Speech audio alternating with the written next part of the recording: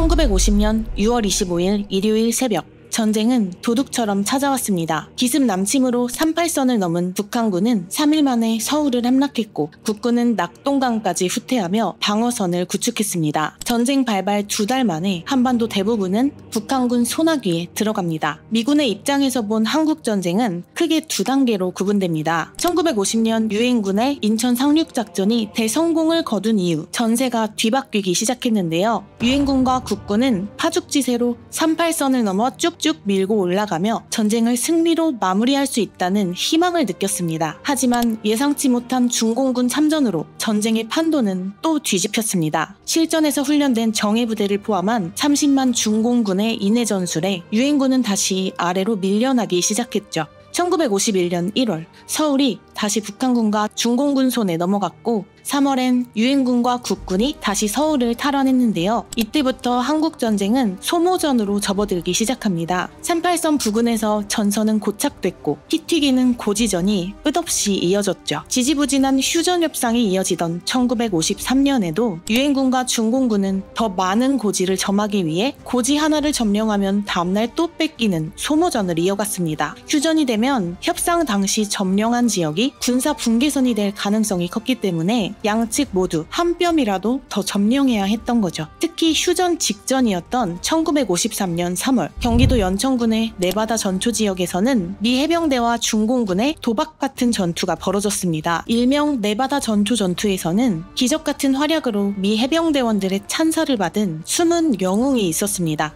분당 500발씩 쏟아지던 중공군의 포격을 뚫으며 약 4톤에 달하는 포탄을 50번 넘게 홀로 실어 나른 덕분에 미 해병대는 고지를 사수하며 결정적 승리를 거둘 수 있었죠. 미 해병의 자랑이자 진정한 전우로 칭송받은 그 존재는 다름 아닌 렉클리스라는 이름의 제주혈통 군마였습니다. 미군은 전투에서 활약한 영웅을 예우하고 추모합니다. 6.25 전선 최일선에서 전투를 승리로 이끈 렉클리스는 미군 최초로 말 부사관에 오른 전설 같은 존재였고 미 해병 전역 후에도 죽을 때까지 예우받았으며 심지어 미국 100대 영웅으로 선정되기까지 했습니다. 하지만 한국인들에겐 렉클리스 이야기가 낯설고 생소하죠. 병사들과 같이 자고 먹고 전장을 누볐던 영특한 렉클리스는 미 해병대원들의 전우이자 자랑이고 영웅이었습니다. 소대원들은 렉클리스를 위해 자신의 방탄조끼까지 벗어 덮어줄 정도로 뜨거운 전우애를 보여줬는데요. 대체 무슨 일이 있었기에 이들은 그토록 끈끈한 전우애를 나누게 됐을까요? 지금부터 한국전쟁의 네바다 전초 전투에서 함께 중공군을 물리친 미 해병대와 렉클리스의 이야기를 시작합니다.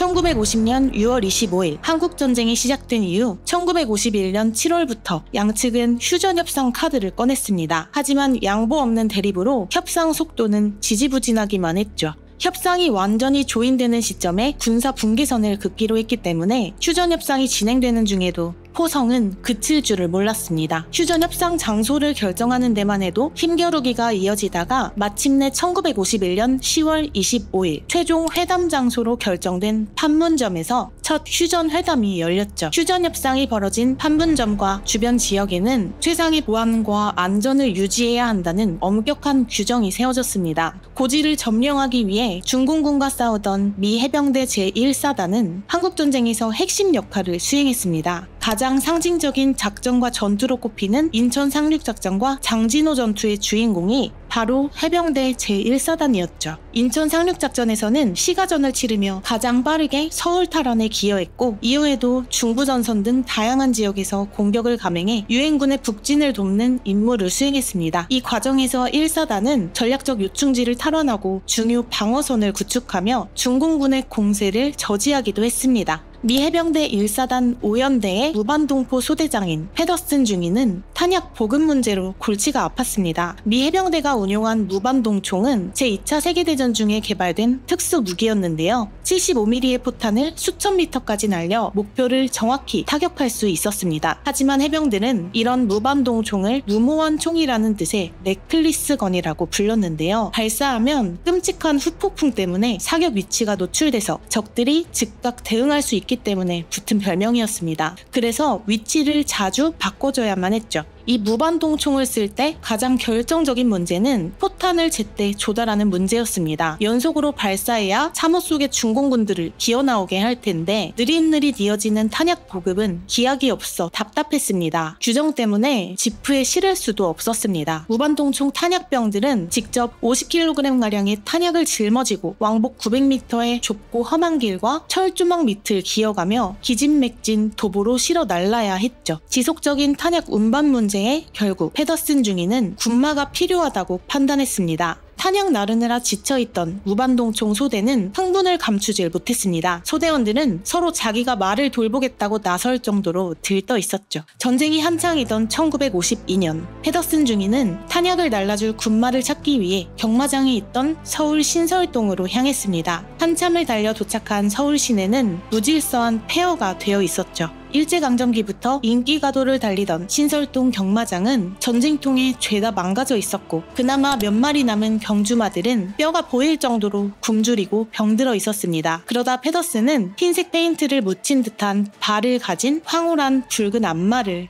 발견했습니다. 전쟁 중임에도 상태가 좋고 발기가 아름다운 말이었습니다. 경주마로 활동하던 제주마 혈통의 작은 앞말이었죠. 그 말의 주인은 김형문이었습니다. 꼬마 시절 우연히 경마장에 갔다가 말에 푹 빠져 기수가 된 형문은 동틀 무렵 태어난 이 말에게 아침해라는 이름을 지어줬는데요. 아침해는 형문과 깊이 교류하며 잘 교육받은 경주마로 성장했고 형문과 함께 부산 피랑길도 다녀온 형문의 가족이었습니다. 페더슨 중위는 자기 부대원들이 너무 희생이 많으니 $250에 제발 말을 팔아달라며 사정을 했는데요. 이를 지켜보던 동네 사람 중에는 멀리서 우리나라 구하러 온 젊은 미국 해병 장교를 꼭 도와줘야 하지 않겠냐고 외치는 사람도 있었습니다. 하지만 형무는 눈에 핏줄이 설 정도로 눈물을 흘리며 가족 같은 말을 전쟁터로 보낼 수가 없다고 거절했습니다. 페더슨 중위는 간절한 마음으로 형문을 설득합니다. 이번 전쟁에서 고지가 뚫리면 서울까지 위험해진다. 고지 전에 이 말이 꼭 필요하며 말을 못 구해가면 부하 병사들 다 죽는다고 사정을 했죠. 날이 저물고 힘이 다 빠진 형문은 마침내 말을 주겠다고 말했습니다. $250면 전쟁통에 다리를 잃은 누나 의족도 해줄 수 있었습니다. 그렇게 페더슨 중위는 잘 훈련된 말을 구했다는 생각에 기뻐하며 부하들이 애타게 기다리는 곳으로 향했습니다. 무반동총 소대원들은 신병인 작은 앞말을 보러 뛰쳐나왔습니다. 페더슨 중위는 목장 경험이 있고 마음씨 좋은 콜먼 일병에게 말 사육과 훈련을 맡기기로 했죠. 해병들은 그들의 새로운 전후 이름을 레클리스라고 지어줬습니다. 무반동총의 애칭인 레클리스건에서 나온 이름이었죠. 점차 레클리스는 소대원들의 일상에 녹아들었습니다. 군의관은 다양한 테스트 끝에 레클리스의 능력을 판정했습니다. 레이선 병장은 레클리스와 함께 시간을 보내며 신뢰를 쌓았는데요. 훈련이 시작되자 레클리스는 마치 사람처럼 빠르게 상황을 이해했습니다. 레클리스는 적군이 총을 발포하면 땅에 엎드리고 박격포가 날아오면 방공호로 대피하는 훈련까지 똑똑히 소화해냅니다. 레클리스는 스스로 놀거리를 찾고 소대원들과 장난도 치며 지루한 전초기지의 분위기를 환하게 만들곤 했습니다. 훈련과 일상을 전부 영리하게 받아들인 레클리스를 보며 페더슨 중위는 해병 그 자체라고 감탄하곤 했죠. 2달간의 훈련을 받은 레클리스에겐 무반동포 포탄을 운반하는 임무가 주어졌습니다. 페더슨 중위가 지휘하는 소대는 적의 참호선을 공격하라는 임무를 받았습니다. 첫 번째 포탄이 발사되자 산이 울부짖는 듯한 소리가 주변 공기를 몰아세웠습니다. 생전 처음 듣는 무시무시한 굉음에 레클리스는 놀라 콧김을 내뿜으며 고개를 젖혔지만 뒤로 물러서지는 않았습니다. 첫 번째 발사 후폭풍 이후 레클리스는 금세 적응해 뒤로 물러서는 일 없이 자리를 지켰습니다. 해병들이 레클리스에게 놀란 점은 그 눈에 두려움이 아니라 호기심이 가득했다는 점이었습니다.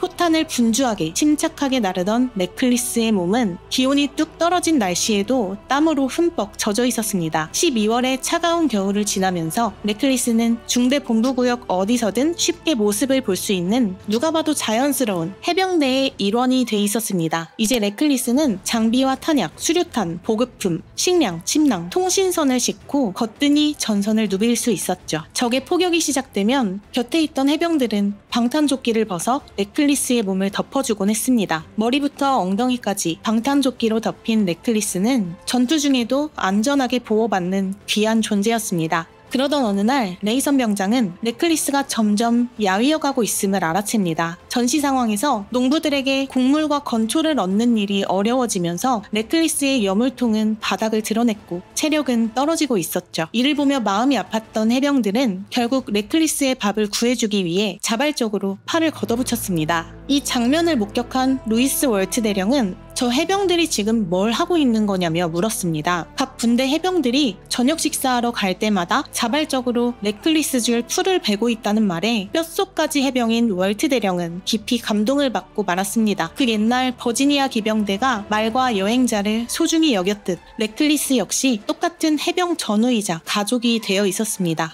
그리고 휴전 협상이 한창 이어지던 1953년 3월 미 해병대 1사단과 중공군 사이에 피 튀기는 고지전이 시작됩니다. 일명 네바다 전초 전투였습니다. 네바다 전초는 경기도 연천에 있는 세 고지, 베가스, 리노, 하슨 고지를 합한 명칭인데요. 각각 서울 방어의 열쇠 같은 전초기지였습니다. 이 고지들이 중공군 손에 넘어가면 해병대는 서울 방어에 중요한 보루를 잃는 셈이었죠. 그럼 서울은 다시 위험에 처하고 판문점에서 진행되던 휴전 협상에도 타격을 받을 수 있었으니 자칫 한반도 전체 전황을 흔드는 결과로 이어질 수도 있었습니다. 따라서 미 해병대에게 네바다 전초는 절대 물러설 수 없는 반드시 지켜야 할 진지였습니다. 하지만 중공군은 1900명 이상의 병력을 투입해 기습 침공해서 리노와 베가스 고지를 점령했습니다. 이에 미 해병대는 즉각 중공군을 격퇴하기 위한 전투를 시작했죠. 1953년 3월 26일부터 30일까지 이어진 네바다 전초 전투였습니다. 공군 포병 지원과 함께 역습을 시도했지만 중공군의 압도적 병력과 화력 앞에서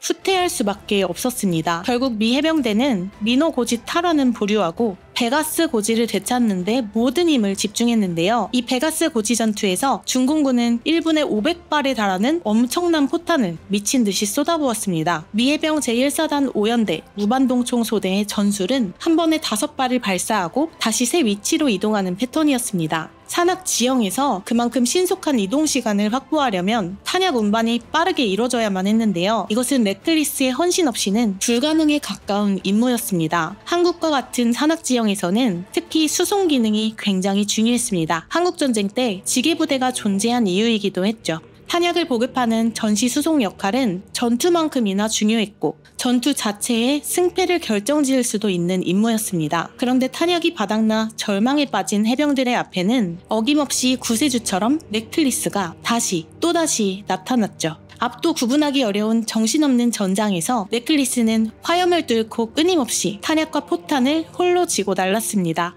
덕분에 해병들은 무반동총 포신이 녹아내릴 때까지 사격을 계속할 수 있었습니다. 전투가 길어질수록 레이섬과 콜먼의 마음이 조마조마해졌습니다. 레클리스는 하루에 51번을 오르내리며 무반동포에 포탄을 실어 나르느라 온몸이 땀에 젖어 있었습니다. 언제 당했는지 모를 가슴 부상 때문에 안장 연결줄은 빨갛게 피에 젖어 있었죠. 하지만 레클리스는 단 한 번도 실패하는 법이 없었습니다. 고지에 도착한 후 탄약을 내려놓을 때마다 거센 콧김을 내뿜으면서도 목을 부드럽게 쓰다듬어주는 콜먼의 격려 한마디에 다시 목적지를 향해 출발하는 것이었습니다. 레이섬과 콜먼은 엄폐가 확실한 안전한 계곡을 찾아 탄약 실린 안장을 내리고 레클리스를 쉬게 하기도 했습니다. 물과 사료를 먹는 동안엔 발굽과 다리를 마사지해 주었죠. 그러다 파편 하나가 레클리스 왼쪽 눈을 스치면서 눈동자와 눈 아래쪽으로 피가 흘렀습니다. 출혈이 심해 상처 부위를 알 수 없을 정도였는데요. 탄약 보급소에 도착한 후에야 헤더스는 상처를 닦고 요오드를 발라줬지만 오후엔 다시 옆구리에 파편이 박혀 레클리스의 신경이 곤두섰습니다. 하지만 해병들이 포탄을 실어주기만 하면 자동화 기계처럼 다시 척척 움직이는 레클리스였습니다. 말은 원체 겁도 많고 소리에 민감한 동물입니다. 공격당하면 놀라서 도망치거나 숨어버리는 게 일반적이죠. 하지만 해병 5연대 군의관은 강인한 제주마의 특성을 가진 레클리스가 침착하고 당당하게 훈련받은 대로 임무를 수행하는 것에 감탄하지 않을 수 없었습니다. 가장 놀라운 건 레클리스가 말을 조정하는 기수도 없이 길을 기억하며 홀로 임무를 완벽히 수행했다는 점이었습니다. 레클리스는 총 56km에 이르는 가파른 산길을 오르내렸는데요. 평지도 아닌 산악지형임을 고려하면 그야말로 경이로운 성과였습니다. 게다가 홀로 총 4톤이 넘는 탄약 386발을 실어 날랐는데 이것은 미 해병대가 발포한 무반동포 포탄의 95%에 달하는 양이었습니다. 마침내 유엔군이 공중폭격으로 450kg짜리 폭탄을 날리자 중공군은 괴멸적인 타격을 입었습니다. 이어서 폭탄과 포탄 수백 개가 터진 이후 베가스 고지는 흙먼지만 짙게 피어오르는 죽음의 땅이 돼버렸죠. 무반동총 소대는 보병 돌격을 지원하기 위해 적의 참호를 직접 타격하며 결정적인 활약을 했고 결국 중공군은 퇴각했습니다. 미 해병대의 최종 승리였습니다. 많은 희생을 낸 베가스 고지 전투는 해병대 역사에서 빠짐없이 기억하는 뼈아픈 전투였는데요. 전투를 승리로 이끈 1등 공신 레클리스는 전쟁 영웅이 되었습니다. 레클리스가 없었다면 정말 전투의 승패 자체가 달라질 수도 있었기 때문이었죠. 미 해병대의 자랑이 된 레클리스는 386개의 포탄을 실어 나른 공로를 인정받아 상병 계급장을 달았습니다. 이후 1953년 7월에 접어들면서 유엔군과 한국군, 중공군과 북한군은 38선을 사이에 두고 마지막 대공세를 펼쳤습니다. 휴전 협상에서 유리한 고지를 점하기 위해 대규모 중공군은 금성 지역으로 진격했습니다. 하지만 결국 전투는 다시 교착 상태에 빠진 채 보름이 흘렀고 마침내 7월 27일 휴전 협정이 체결됐습니다. 한국전쟁의 마지막 대전투로 알려진 금성전투를 비롯해 7월 중순 중부전선의 모든 고지에서는 처절한 전투가 벌어졌습니다. 모든 전투는 휴전협정에서 유리한 위치를 차지하기 위한 마지막 몸부림이었습니다. 하지만 전선을 지키기 위해 피 흘렸던 병사들에게 승리는 없었습니다. 결국 군사 분계선은 전쟁 초기 설정한 선과 거의 다르지 않았죠. 힘겹고 잔인하던 20세기의 비극은 누구도 승리하지 않은 채 막을 내렸습니다. 레클리스와 함께 목숨을 걸고 전장을 누빈 미 해병대는 레클리스의 업적을 봤을 때 하사로 진급해야 마땅하다고 여겼습니다. 결국 레클리스는 미국 역사상 가장 높은 군계급을 받은 군마 중 하나가 됐습니다. 한국전쟁이 끝난 뒤 미 해병대는 우여곡절 끝에 레클리스를 미국으로 데려갔고 레클리스는 수많은 환영 인파 속에서 샌프란시스코에 발을 디뎠습니다. 해병대 창설 기념 파티에 레클리스는 명예로운 VIP 자격으로 초대받았는데요. 박격포처럼 터지는 카메라 플래시를 받으며 당당히 헤드 테이블로 향했습니다. 해병대 전통에 따라 첫 번째 케이크 조각은 가장 명예로운 해병에게 주어졌는데요. 주인공은 단연 레클리스였습니다. 레클리스는 한국과 미국 대통령 표창을 비롯하여 전사자나 부상자에게 수여되는 참전용사의 최고권위 퍼플하트 훈장을 2개나 받았습니다. 그 외에도 수많은 수훈 표창이 줄줄이 이어졌죠. 미 해군 1사단의 페이트 사령관은 레클리스에게 마지막 명령을 내렸습니다. 앞으론 담요 외에 어떤 것도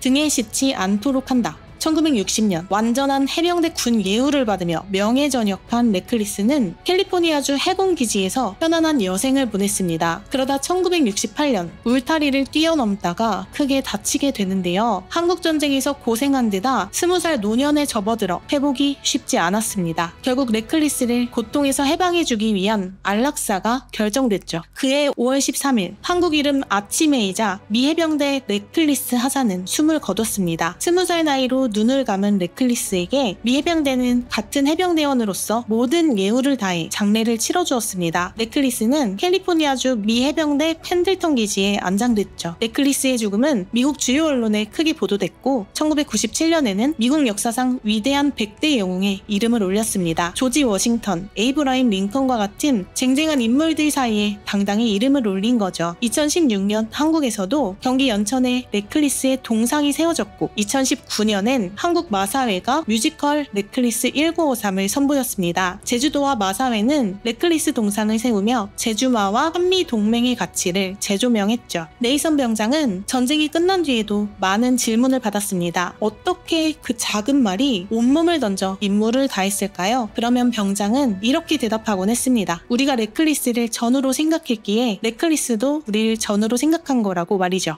미 해병대원 레클리스의 이야기를 통해 주목받지 못한 채 잊히고 있는 전쟁의 모든 영웅과 그들의 숭고한 희생을 기리고자 합니다. 이 영상에서 참고한 도서 레클리스를 읽으면서 미 해병대원들의 헌신과 활약을 생생히 만나는 동시에 굴곡진 대한민국의 현대사를 되새길 수 있었는데요. 이 책은 미국에서 칭송받은 레클리스의 이야기를 한국인들에게도 널리 알리기 위한 마음으로 출간됐다고 합니다. 영상이 전부 담지 못한 군마 레클리스의 이야기는 도서 레클리스를 통해 만나보실 것을 권해드립니다. 보내드리며 오늘의 영상을 마칩니다. 시청해주셔서 감사합니다.